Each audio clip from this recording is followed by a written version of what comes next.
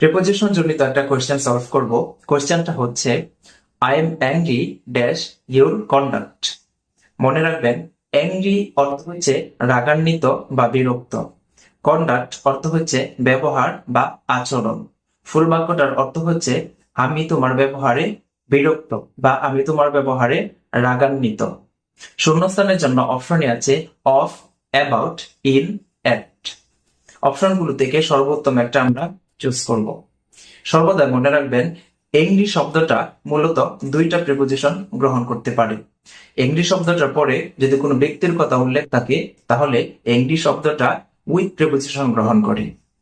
Angry শব্দটার পরে কোনো বস্তুর কথা উল্লেখ থাকলে এংরি শব্দটা অ্যাট প্রিপোজিশন গ্রহণ করে।